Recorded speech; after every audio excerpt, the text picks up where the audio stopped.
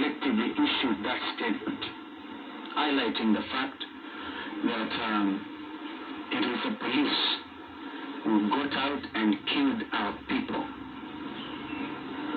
We had the very difficult mission of seeing some of the key Kenyans who are killed. 3 bodies at Shalom Hospital. In fact, the names are there. There are now 4. And you know that their burial in Kiminini, for example, one young man, Wanjala, we buried there on Friday, and Kakamega on Saturday. There'll be one young man who in Mali, and the problem that emanated in Mali because people saw this young man was going to join Egerton University, or no university, in September to do ICT. He came out with his mother and was killed in the presence of his mother. He had nothing to do with any demonstrations. They were just watching what the police were doing. He will also be buried. That young man's ambition in life was, because the mother is a single mother, to go study, get a university degree, come and put up a home for his mother. You can imagine therefore how shattered that single mother is in Mali. And as a result of that, people came out.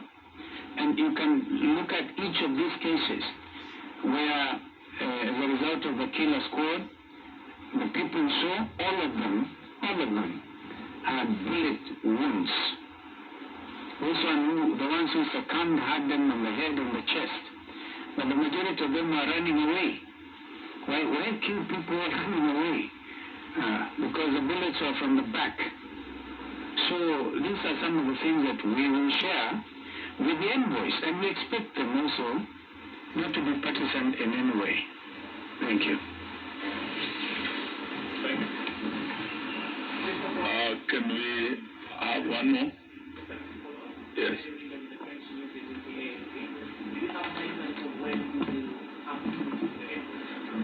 No, that is at our convenience. We have received their request, but we have also been talking to them because, like Martin Luther King once said, at the end of the day, we will not remember the harsh words of our friends, but the loud silence of our friends. They have been silent when people are getting killed here. Why would it take someone from Geneva to issue a statement that was issued, and they are here and they have not spoken? We will engage them at our convenience. Thank you very much.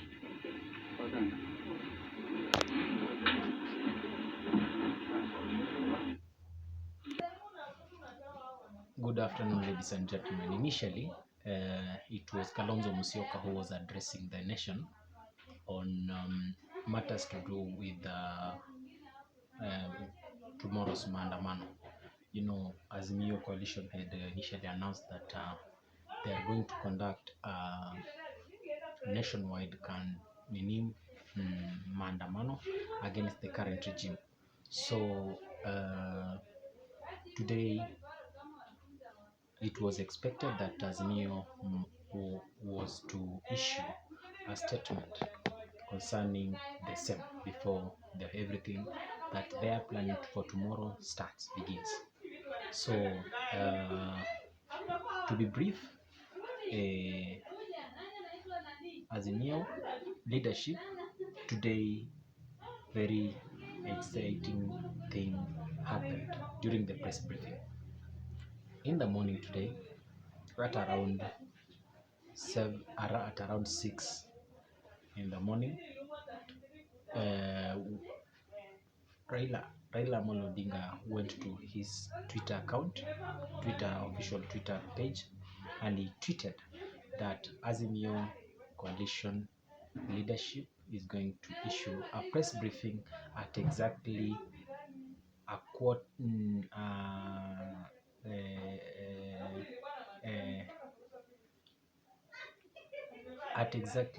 12:30 p.m. today. Immediately the time reached, the Azimio leadership convened at the at the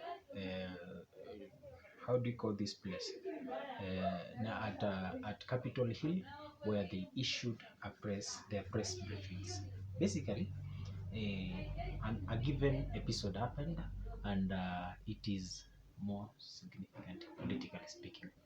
To be sincere, I can tell you from my own critical observation is that RAILA is not going to vie for presidency in 2027, because when you look at this video at the beginning, you'll realize that there is a given tag here. There is a given tag here which on his right, that is has been written boss. The first person to talk was none other than Martha Karua, not Martha Karua, but Eugene Wamalwa. No, it was Jeremiah Kioni. No, Oparanya, Jeremiah Kioni. Wajakoya was the first one. We had Oparanya. We had the Secretary General to Jubilee, that is Jeremiah Kioni. Then we had this so-called who? We had the so-called Eugene Wamalwa, the party leader for DAPK.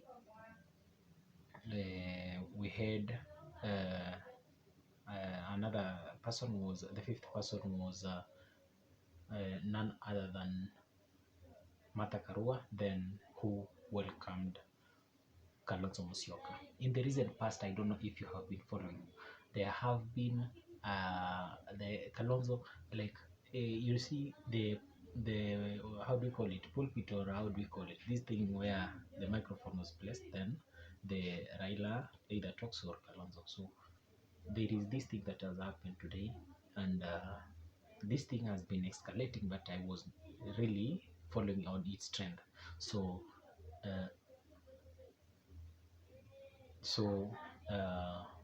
basically today the tag for that pulpit, that pulpit, it was not Kalonzo Wiper with the flag, with the umbrella sign of Wiper, but it was Kalonzo who led the team, the bandwagon, to address the press.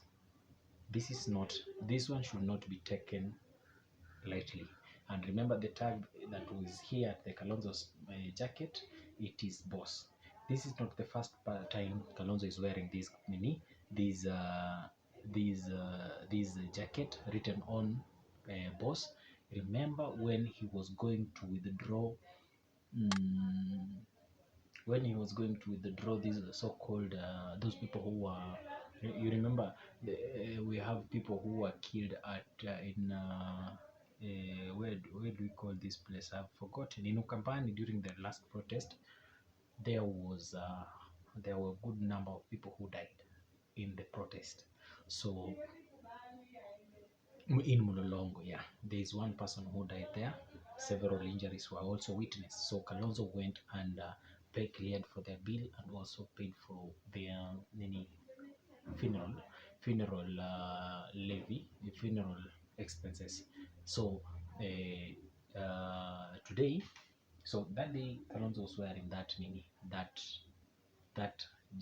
jacket similar to that one, the same, almost of the same color, but this one, that one was almost white, gray in color, but this one of today was black, but the name it maintained. And bearing in mind that Kalonzo was the only one who was given chance to answer critical questions. You remember when the media were asked to ask any question, it is Kalonzo who was given that chance by Eugene Wamalwa to respond to those questions. Now, I don't know what you think, but if you look at the age of Baba, it currently is at 79. And by 2022, he will be at 82, 83, or thereabout. So and also with the health conditions, Baba is a little bit mzee. No, though he is very strong, but this one is imposing a very great challenge to him to still be around. Okay, he may be the patron of the team, like the way Uhuru decided that, you know what, I'm going to be the chairman for Azimio la Umoja during the campaign that was for 2022. The same role is the one that is going to be the key role that Raila is going to play in 2022. Now, I don't know what you think, but if you ask me, between Martha Karua, Eugene Wamalwa, George Wajakoya, Oparanya, the party leader for ODM, Jeremiah Kioni is Secretary General for Jubilee, that is allied to Uhuru Kenyatta. Remember, it goes with, and you compare them with Wiper party leader Kalonzo Musyoka, you realize that Wiper comes in with a total number of 22 members of parliament from Kambani counties and some parts of Mombasa. Then we have the second one, that is DAPK, that has several members of parliament, including the Mumias East member of parliament, that is Peter Kalero Salasia, PK Salasia. So this guy also, is coming with his number, but not that huge. You remember in Jubilee, that is led by Jeremiah Kioni, representing the Jubilee function in Azimio. Jubilee had 26 members of parliament, but out of all of them, almost 25 they defected to UDA, to join the Kenya Kwanza regime. So it is defecting a lot of complication there when it comes to division of power. So it is only living with Raila Kalonzo to take the official lead. But with this, I think it won't work for the Azimio brigade, to be told. I don't know what you think, but if you ask me, that is what I'll tell you. Thank you very much for watching this video to this far, and with those few analysis, I want to appreciate you for those who press always the notification button, the subscription button, and also the thumbs up button. Really want to appreciate you guys. Thank you guys. Have a lovely evening. Thank you very much. Asante sana.